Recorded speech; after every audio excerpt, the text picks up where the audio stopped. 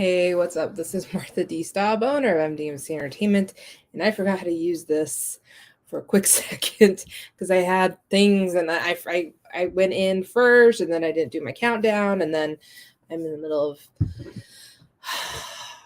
yeah. It's been a hot minute. I'm sorry. But what's up everybody? How are you? It's been a minute. I know I was looking at my schedule and I'm just like, all right, I built up this schedule when I was in Seattle. I had a lot of downtime to actually plan out my schedule, right? So I'm actually doing episode 8 today, which was actually slated to come out 9/29. So I am about a month behind on content, and it's just been crazy. I think between, um, I don't know what happened. I feel well, first of all, I'm actually battling a couple of things right now personally with some of my health issues. I discovered a health issue um, right before Paramorphicon, and I'm still dealing with it. So, but there is an episode about um, entrepreneur burnout. I'll talk about that there because it makes sense there. Here, not so much. I'm alive and well, thank God. Praise the Lord, knock on wood. So, but it's just been a weird, hectic. I don't know why it's been hectic because it's not as busy as it used to be, but it's still busy. And I think because it's not as busy as it used to be, I feel like I'm failing, which isn't the case at all because we're still generating money. We're still bringing money through the door. And we still have, a workload for interns and my account manager to work on. So we're still good. It's just that perspective of things, it can kind of skew your perception, I guess. And I think I now understand this is my third year in as a business owner. Going into my fourth year, I now know what other business owners have been going through with their businesses and how they take time to and it's kind of contradictory to what my mentor always used to say. He's like, don't ever take your foot off the gas. However, I'm still have my foot on the gas, but I am tweaking my driving skills, I guess you can say. So, I've had to really kind of decide, where am I headed? It's just been, I think that's really been taking up a big chunk of my time. And I feel like a really big shift happened at Paramorphicon. And I haven't really talked about this on here. I didn't do a review because the team didn't come out. First of all, Paramorphicon, it took 4 years for that show to come back because it's a biannual show. So it's every 2 years. And the year that we were supposed to be there was 2020, August of 2020, and nothing was happening. And so it had to be canceled. And then we pushed for, I think, I don't think Scott put a date for 21, but I think he just said, you know what, fuck it, we're just gonna miss it and we'll just see you in 22. But the attendance of 22 PMC was not the same. I've been meaning to talk about this, and I've ever since that show I've felt a huge shift in the entire work sphere. So I don't know. It's kind of weird, but there wasn't as many people there as it used to be. It just wasn't the grandeur that is PMC wasn't there for me this year. And I don't know why. And maybe it was because one, the New York team didn't come out. A lot of people I know from the Texas area didn't come out. A lot of people did not venture to go there. So it didn't feel like a real Paramorphicon experience. I don't know why. It just didn't feel the same. And then on top of that, I think probably because my head was in a whole different space, I went from literally, I was working with Roger Velasco at his table. I dropped him off at his hotel. I ran home, packed, and I was on a plane to Seattle the next day. So it was like boom, boom, boom. And like, I don't like to travel like that, but sometimes you can't help it. And it's just the hand you're dealt. And it is what it is, right? And so I did that. I was very much like a hermit in Seattle. I try to go out and work out. Where I was staying is in a very hilly area. And so I was walking those hills. I'm like, you know what? We're going to work out. And I would walk to the water, look at the view, walk back up those hills, and then get back to work on what I was working on. And then I came back. We did LAX Fan Fest, which, I think was a really great show for us. It always is a great show for us. We always end up leaving with a ton of cash in our pockets. We're very fortunate. And then I had a full slate scheduled for October. And then October, I kind of just dropped the ball in October. And I think it was the fallout of LAX Fan Fest, to be honest with you. Coming from a numbers perspective, I think, we did good, but probably not as good as I thought we were going to do. I think maybe I overshot the goal. And so it makes you wonder, like, all right, you got to recalibrate. And that's the thing about business. It's sometimes risky. And so I had always said, whatever happens at LAX determines the rest of the quarter. And so that pretty much determined the rest of the quarter because October, I was supposed to be at New York Comic Con, didn't make it.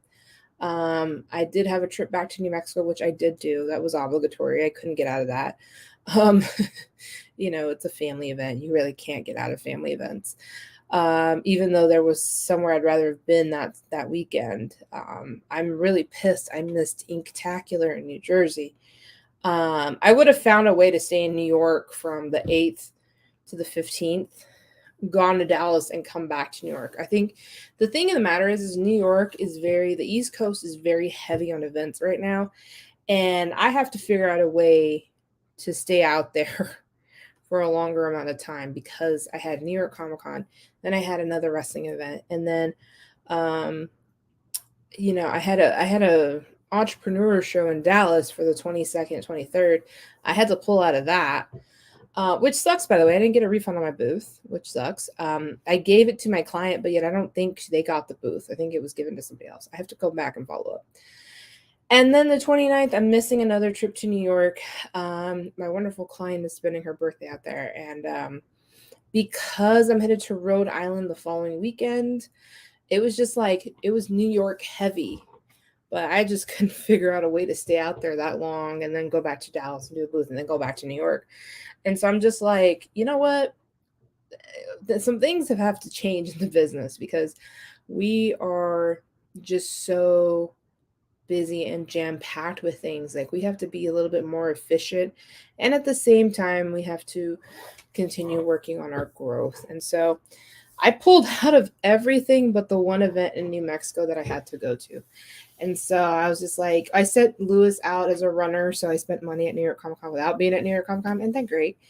I do want to grow my Comic Con runner situation. I would love to find people that go to Comic Cons, that go and do autographs, that are willing to be a runner for us so that I don't have to go to every goddamn show across the country. I would just like to, because then that cuts down on, that cuts down on airfare, that cuts down on hotel. Like, I don't have to be at every show. But sometimes Authentics does need, stuff. And so I had a pass for New York Comic Con. So I called up Lewis because he is MDMC East after all, him and Eddie. And I was like, you know what? You have to go do this show. Here, I'm going to send you what I need signed to get this done. And he did. Thank God. He spent all day Saturday in lines, which I was very appreciative for, because, standing in line sucks. So you have to find people that are probably going after the same stuff as you, and then do it. So it has kind of, I think this standstill has kind of given me a way to open my eyes a little bit as to, all right, how do we be more efficient going into 2023? And how do we go forward and cover more land, so to speak, and get more things done? And so luckily Jared has found a very trustworthy runner, and she goes to a lot of shows. Like, she does the shows that I want to go. Like, Rhode Island Comic-Con is a must. Like, that's a show I will not miss. I will not miss that show for the life of me. That is the time I go to New York. November is my time. And the reason for that is because Rhode Island Comic Con consistently delivers on what they do. And I just love the fact that they are willing to, and I don't know how they do this. I have no clue, but they bring in some of the best talent. I think the one I'm super stoked for. I'm upset. First of all, let me point out where I'm upset at. Vincent D'Onofrio was going to be at Rhode Island Comic Con. He canceled. But I'm excited for Jared Padalecki. I finally get to meet Dean from Gilmore Girls and Sam from Supernatural. There's a couple of Supernatural people going. There's a lot of Disney people that are going. The Little Mermaid is my Disney princess. Actually, I have a pin that's in my wall. It's the Little Mermaid right underneath my cross. She's always been my princess. So Jodie Benson's going to be there. So I have some Little Mermaid pops that I have to get signed. Belle from Beauty and the Beast is going. The one I think I'm really super stoked for is Alicia Silverstone and Stacey Dash, because I'm a big Clueless Girl fan. And I mean, come on, it's Clueless after all. Like it's a cult classic. Like growing up, I was right pre-teens. So going into my teenagers, I just wanted to be like Cher, you know? So I am all for it. I'm excited. I'm really, really excited. But anyway, it's been eye-opening this month and just trying to really, we do have a client in the tech industry. So really focusing on getting them up and running and going and getting their stuff. We've been working with them since June, right around June timeframe. So I picked them up at a time where I had lost a really large client in February. So I was like out of the game a little bit not out of the game. I still had other clients, but like not really so focused, like heavily focused on something, not like where all of my attention needs to go to. But I do have another client, the Jolly Joker Tavern. I work on their stuff every day. They get 4 to 5 posts a day.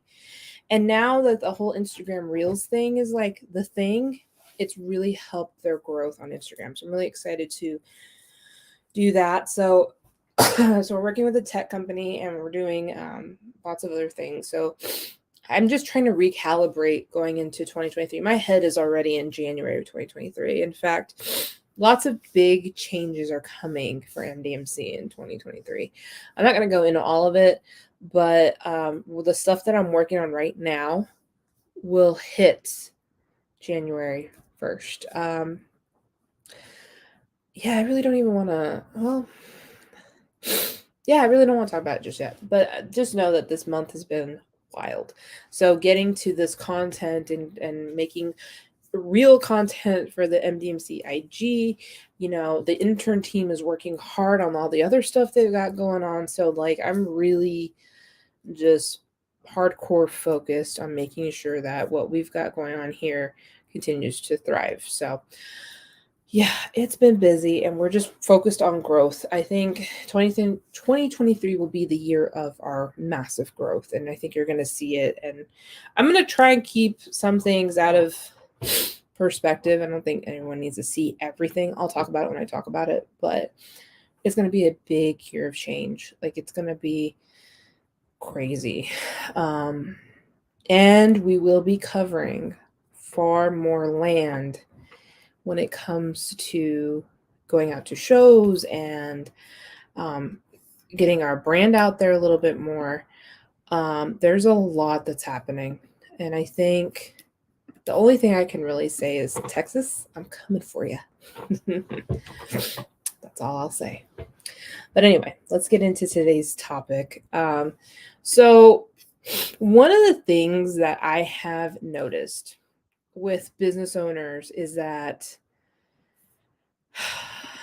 they either don't know what to do with the emails that they're getting, or they just have a list of emails and don't know what to do with them, or they don't know how to grow their email list. Emails are just as powerful as a phone number these days. The fact of the matter is that email marketing has skyrocketed. One of the things that a lot of people don't understand is that this is the tech genre, okay? I get emails all the time from different companies that I want to hear from. And that should be no different for the clients that you used to have, that you've done work for, and that you've gone off and done different things, and you haven't updated that clientele of, hey, company news, here's what we're working on. These are the projects we're working on. Hey, do you need another project done by us? Let us know. And so you're missing out on missed opportunities to acquire more money for your business. And emails can definitely lead to that. I'm very, very heavy on educating the masses on what you do and how you do it. And that's kind of my strategy for my email marketing campaign. I have been slightly pushing the email marketing campaign a bit so that people that have purchased tickets with us through LAX Fan Fest or WrestleCon, or have purchased stuff through MDMC Authentics, whatever the case may be, that you've contacted us and we've done business with you guys, like, we're going to keep you in the loop of what's going on. And so the Halloween themed stuff, things like that. So it's fun. It's really fun. So you have to educate the masses on what you're doing as a company. And most business owners don't have the time to do that. Number two, don't care. Their business owners are so, and I'm now seeing this myself as a business owner, we're worried about the internal combustion engine of our business. Like, I am constantly, it's like Michael Scott, big picture things. That's what I'm doing right now. And I have my interns are working on the day-to-day. So it's kind of like The Office. And not that I meant for it to be that way, but it is. Like, I'm working on the clients I really need to be focused on. I'm working on every day. And then I'm also working on the big picture stuff at night. And so I'm trying to get through trainings. I'm trying to get through, additional educational stuff for myself to grow. And so when I think about the email marketing campaign I'm building for my company, I want people to know, who am I? What is this? What is this logo behind me? And what does it do? And so, I've mapped out an email automation that answers that question. Who the hell are we and what do we do? Who is Martha D. Staub? Who am I? Like, why would you even want to work with me? Well, I'm a 10-year marketing veteran. I haven't stopped since 2012. I keep up with all the trends. I'm increasing sales growth for several of our clients. It's always humbling when you get that call like, hey, we grew this much percentage. I'm like, that's dope. And I'm like, that's part of what we do. And in some cases we have calls that are like, nothing's happening. And I'm like, oh shit. You're like, what happened now? And so we get a mixture of a lot of things that happens, and we have to constantly sit here and work on the engine of other businesses. And so for my personal engine of MDMC and my email marketing, that's what I do. I address every service. I talk about, content creation, social media, videos, reels. I talk about email marketing, how to grow your email list, which I'll get into it here in a minute, and how to bring in automations. Why is it important for your employees and your customers, your employees too, because your employees can actually be highlighted in some of these things. It actually builds up not decorum, but more morale for your employees, because then they know they're being featured in certain places and they know that you value them. The employees are important to your company. You have to treat them so good. Do not sleep on your employees, because they do a shit ton of things for you. I go into podcasting and YouTube, why it's important. I go into LinkedIn lead gen. It's a service we offer. I don't really go deep into how I do it, because I don't want you to do it. I want you to hire me so I can do it for you, because we're pros like that. So yeah, I dissect every bit of that, and then I distribute to the masses, and that's what you're supposed to do. But now there are people that have the problem of, I have a ton of emails and nothing to do with them, or I have a business. I don't have emails. How do I acquire emails? Okay. Number one hack on your website, and I'll probably share my screen so you guys can see this. But one of the things that I've done, so I actually use, and you can use any other platform out there. I use ActiveCampaign because ActiveCampaign right now is the industry standards best email marketing platform out there. I won't suggest anything else. I think it's worth the $60 you pay a month for just the startup package. Okay. Because it does so much. And it can also be your CRM if you need it. That's a whole different can of worms there too. But let me get you my, okay, here's my tab. So hack number one on getting emails. This is the MDMC website. At the bottom of this website, I have an email capture for newsletters. Subscribe for email updates. Sign up for news and marketing tips. I ask for your first name and your email. Then I submit. The asterisk indicates and denotes that I need that email for you to even push this button. And of course, because I need to pay more for ActiveCampaign to remove the watermark, it does say it's marketing by ActiveCampaign. So I used to have the email capture that was given on my website through my website, but because this ActiveCampaign allows you to have a way to put these automatically in a list that automatically brings them into a funnel, which then puts them through a series of email campaigns that they're going to be getting through my funnel. I moved it to this instead because it's doing far more work and getting people more interested in what's going on through this. So that's important. So yeah, that is why I put that out there. I want to start capturing people that are interested in my company, what we have to offer. So that's a quick way to get people to give you their email if you don't have an email list. Number two, I don't have a very large email list because I am a service-based business. I'm not a business that acquires a client, works with them, spits them out, and then acquires a new client. Like, I don't have the lifetime of time that I have with a client can go anywhere from 1 year to 3 years plus. So I'm not constantly, not like a service shop, not like plumbers, not like remodelers, not like interior designer customers or, e-commerce people. I don't have an ever constant flow of clients. Okay. I have like 12 clients and I'm not going to be just emailing them, so because they're currently working with me, it makes no sense to like, hey, guess what we're doing, I mean, you could do an MDMC newsletter that includes them in it, like, hey, we acquired this client, here's the work we're doing. That entices other clients to be like, yo, you're doing that for them, I want that too. And that reminds me, I need to finish something that I just thought of. I was out last week. I got a call from a client that wanted something. I was like, yeah, I'll get it for you. And it was like a brief casual conversation. I need to go back and finish that. But anyway, I need a secretary because then I forget things like that. But anyway, hello from Texas. What's up? I just mentioned Texas just now. I am coming for the state. I have a lot of shows planned out there. Cannot wait for 2023. But anyway, so yeah, having that capture on the website is probably the most important thing you can do. Number two for hacks of getting emails.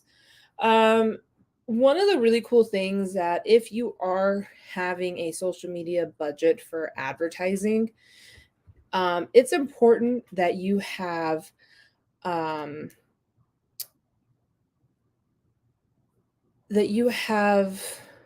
a way, and you can do this through Facebook advertising, is you can actually create a lead generating ad. The lead generating ad is different from your ad that you're just getting to get traffic. This actually creates a landing page that when people see your ad, and I've tried this, and it's worked, and I've used this for other clients, but you can actually set this up where you can actually put in several images, and then you can create a form that requires them to fill out certain information. Now, what you do on Meta's Business Suite, which used to be Facebook Business, now it's Meta Business Suite, in the back end of your ad building, and this is not a boosted ad, this is the back end of your advertising. And if you don't know how to do that, call me because I can help you. But when you set this up and you denote where you want that ad to go, it can go on Facebook and Instagram. So, and you guys have seen this when you're flipping through Instagram or something, you'll see, hey, try out this ebook. An ebook or any white paper whatsoever is a great way to capture someone's attention. For you're giving them an incentive to give something free. I would attach that ebook to that ad, so that way they'd be like, oh, okay, I want this ebook. So when they see it, they'll be like, sign up now, because that's what your call of action in Facebook ads can do. You call to action, you click on it, and you're like, all right, and then you fill out the information, and then they get that free gift that you gave them, which was an ebook to so-and-so. And that's how you can capture emails. And I know that ebooks can take a minute to create, but really it's not that bad. I do this for my interns quite often. I know that we were going through email marketing campaigns and like the lingo of what those means. Definitely when we started working on Facebook advertisements, because I was having them write ads.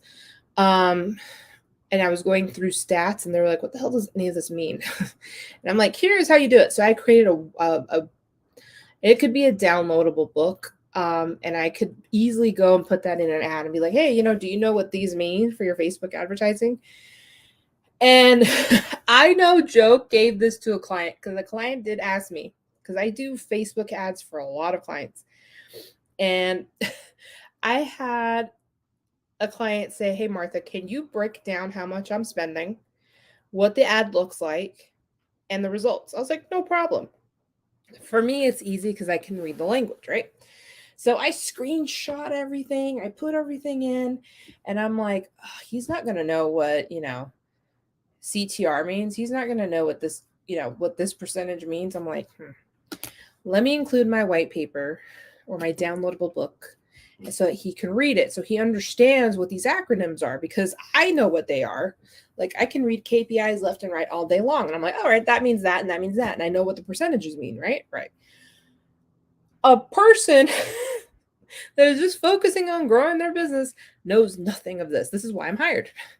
So I'm like, all right, so-and-so business owner, here's the breakdown. Here are the screenshots of what I've done. Here are the screenshots of the ads.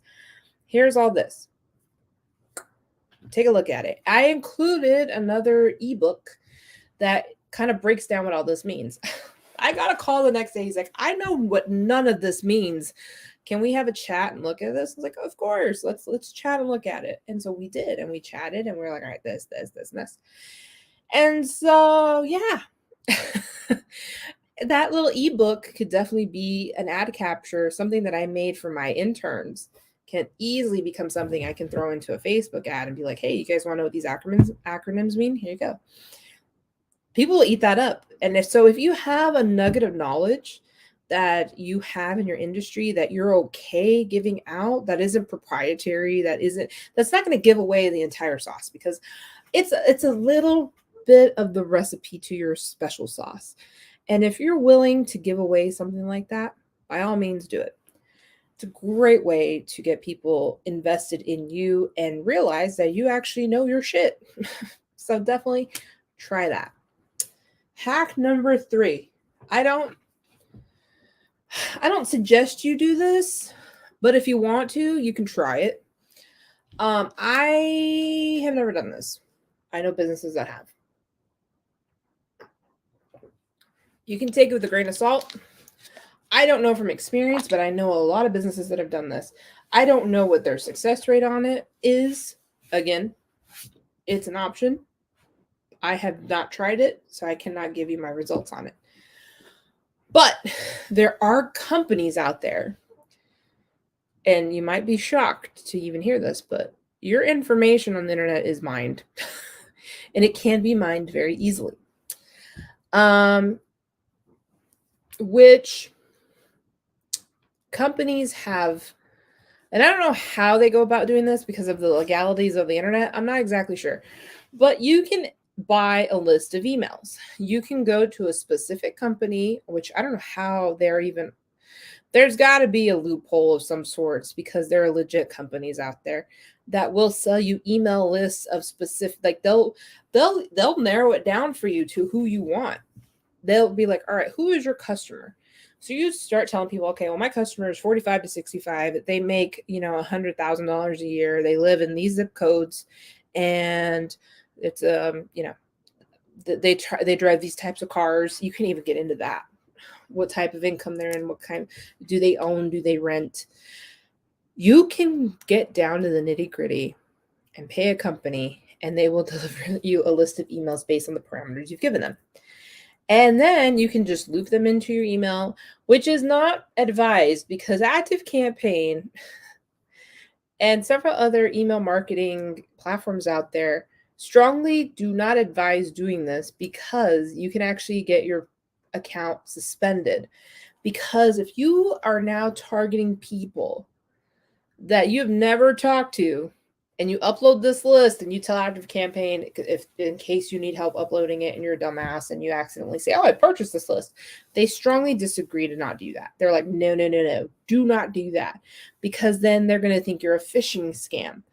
And so, and the way that can be confirmed is if all of those emails that you send out of this list that you bought, the email marketing campaign can see how many bounces have happened, how many people have blocked your email account, so on and so forth. And what that ends up happening is your account then goes into like red flags. And then you have to verify. And I went through this with the last company I was working with, one of my larger clients, because they had 15,000 emails they were sitting on over the past 30 years that hadn't used them. I was like, some of these are going to bounce. Like, it's been 30 years, 20 years on some of these guys. And I had to sit there and explain to them. And I think I ended up on a call with ActiveCampaign. At this point, everyone at ActiveCampaign knows who I am, because when I was building the CRM, I talked to everybody, even a guy down in Australia. And I hope he's okay. I haven't heard from him since. Nigel from ActiveCampaign, I don't know if you're out there. I hope you're well. But I had to sit there on a call with ActiveCampaign, and I had to verify that everything that I had in this email list, in this data Excel sheet, was legitimate. And I gave them everything. I'm like, here's my, and we shared a screen. I'm like, these are clients. We exported this out of their old CRM. We're obviously moving ActiveCampaign to the new CRM. This is everybody. And they were like, okay, that's fine. And so they would send me a list of the ones that have bounced or were no longer working. And they were like, all right, just make sure you get these people out of the system.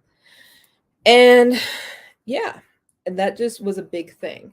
But if you're going to take the risky road of paying for someone's email lists, that people you don't know, that never interact with your company, and then you throw it into your email marketing platform, you're barking up the wrong tree.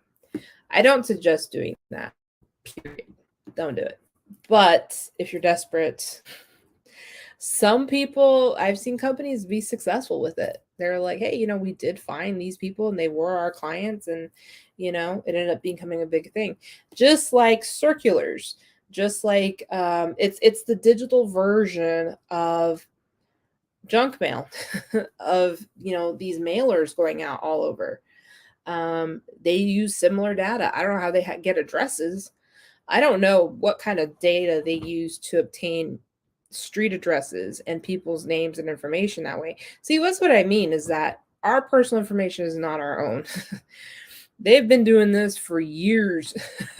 And that was with personal information to make sure that you got your flyers in the mail, or now it's emails, because now it's just easier to acquire your email through online services. So either way, you're going to get a piece of something that you've never heard of, that is designed to capture your attention and make you a customer. And that typically works. So that was hack number 3. Hack number 4 is similar to this. However, not really. All right. You can mine data yourself. It's totally legal. Now, let me explain. So we have been using a strategy. We've been using this for a while and it works. But LinkedIn lead gen is probably one of the most popular ways of mining information. And you can, I'm not even going to mention the softwares we use because it's so intricate that I don't even want to give that up because then you won't hire me. So, but there are companies out there that will let you mine information. So one way that we do this is use through LinkedIn lead generation. I set up a LinkedIn email funnel. I hit my targets in LinkedIn Sales Nav. I'm like, all right, Martha, who is your target audience? And so I pick customers or pick targets that have companies that are less than 200 people, that are CEOs or decision makers of a company. I think I just did solely owners. So CEOs / small business owners, and then companies smaller than 200 people. And then I picked the location of where I wanted these people to be at. So I have specific targets. I'm not going to go into my targeting because that gives away my playbook and kind of gives you an idea of where I'm headed. So I'm not going to do that. But geographically, I can put all of the US or I can target one area specifically. So I target areas specifically. And then they go through my email campaign through LinkedIn. They get to know who I am. They get these little nuggets of information and they go about their day. They go through a 6-week cycle. After the 6 weeks, I then go and mine out the information on my LinkedIn profile using a software I will not mention. It's totally viable. I just don't want you to know how I do it. But you can definitely look this up yourself and figure it out. It's hard to figure out. Not gonna lie, I had to figure it out myself. It took me a minute. But I mine out that information. I let about 2 weeks, 3 weeks go by. So these people have now known me. They know my company. They've been seeing emails from me through Messenger, LinkedIn Messenger, go through. Finally, they start getting, I land in their inbox. And I see this all the time because I know people do it to me. I actually got into a fight with a lady that called me. She's like, oh, we use this email to get your phone number, or we use this software to get your phone number. I think it'd be very beneficial to you. I was like, how much does your software cost? And she's like, oh, like $200 a month. I said, I pay $50 a month and I do it myself. And it's easy and it gives me the same information you have. And she's like, what are you using? I'm like, nah, I'm not going to tell you. Get the fuck out of here. I'm like, don't try to sell me an overpriced software that does the exact same thing my $50 a month software does, because it does the exact same thing and I can tweak it the way I want it to work. And it blows people's minds. They're like, oh, well, And so I know that same strategy is being used because in my business email, I get people, hey, I saw you on LinkedIn, the blah, blah, blah, blah, blah. And I'm like, oh, of course. Sure, you're using the same tactic I am, but it makes me read the email. So after I mine that information out of my account, because those people have now seen my data and they see who this is and they see all of that stuff, when I land in their inbox, they're like, oh, hey, oh, yeah, okay, I remember you. And then they end up scheduling a consultation and then they end up becoming clients. We actually did this because my strategy is business to business. We actually did this business to consumer through LinkedIn, and we actually acquired, I think we sold $1 million worth of product doing that from business to consumer. Like it was pretty compelling because those people that you were targeting on LinkedIn are the same people that are going to be your client. So it worked and it's been working. I actually do this service for another client of mine and I do it for myself now. I actually got quite a few, leads out of that. And that was just in the actual LinkedIn phase, not even past the mining phase. I haven't even mined out my information out of my LinkedIn account yet. But I'm still working on the funnel and I'm still working on getting all that done. So when that is up and running, boom, let me tell you, money should rain in at some point. So that's another way to do it. It isn't as bad because you've already made that association with these people you're emailing. You can also, if you don't feel right about mining information out of your own personal stuff that you've made contact with, LinkedIn ads also give you the ability to do a lead capture as well. So if people like come to your company page, you can set up that thing as well to capture the emails as well, because the LinkedIn crowd. And this is why I love doing that strategy, because I think I'm allotted like 20 connects a month, or no, a day. 20 connects a day or a week. Not sure. I have to go back and look at the parameters. But I get to invite 20 people a day, I believe. And so I'm constantly inviting people to connect with me that are on my target list. And those people end up at the beginning of every month. We used to get 100 credits a month on LinkedIn to invite into the company page. The company page used to be really hard to grow. LinkedIn finally got their head out of their ass and fixed it to where you can invite people into your company page. Because before, all you could do is like tag it in like a post and be like, follow the company page. And I remember my boss used to get mad at me, like, how come that page hasn't grown? I'm like, there is no way to grow this. Like, LinkedIn has made it impossible for company pages to grow. And so now when this first started, I think this was a beta test, but you were given 100 credits a month. You go down your contact list and you invite all those people in. Because my network is constantly growing weekly, I was like, I'm going to hit the bottom of this list at some point, because now it went up to 250 invites that you can get. Now, not so much. Now you can go up that high and invite all these people in, and the second that they take it, they invite or they accept your invite, you get that credit back. So every month at the top of the month, I'm doing this for all of my clients across the board. I'm like, let's grow the company pages. Because if you are doing a mining like this, then it works. And then that way you're already building in and indoctrinating them into who you are, what you do, and what services you require. And at this point, this is one of the reasons why I'm frustrated with my own social media right now, because I'm focusing so much on reels that I have not focused on the other sides of these platforms. Because, it's funny. I just went to a family event and everyone said, oh, we love what you're doing. It's so amazing. I'm like, why don't you hit the like button, fools? Like, what? And I told this, and I had this conversation with Jared. I said, this makes perfect sense that people are watching, but not acting or not supporting, not doing. Do your part. If you like something, hit the like button. And so that's the thing, is to make sure that your message is going across all platforms, because people are freaking watching. It's freaking aggravating, but nonetheless.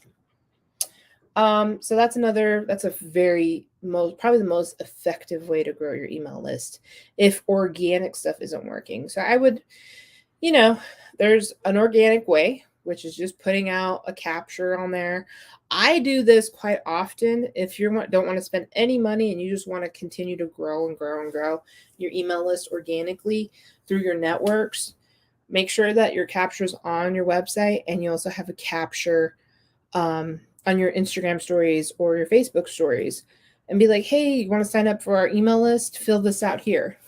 And you can do it for free. You can use a question box on Instagram and put it that way.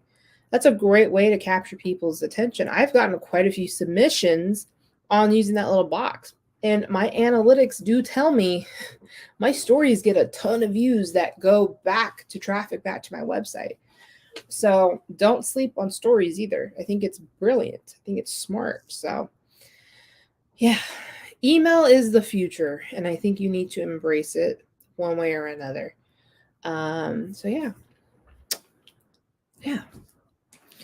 I hope this answers your questions about email marketing and how to grow your list. If you're still lost in the sauce, please contact me.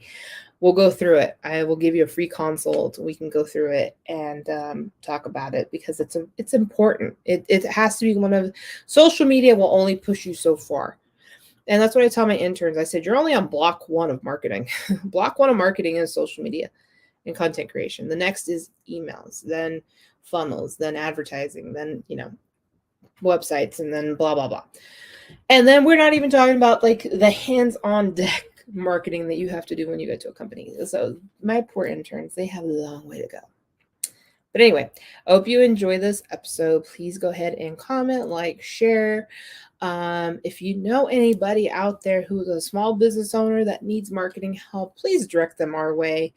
We're constantly taking on new clients. Super excited to take on a new one here in November. I'm really excited for.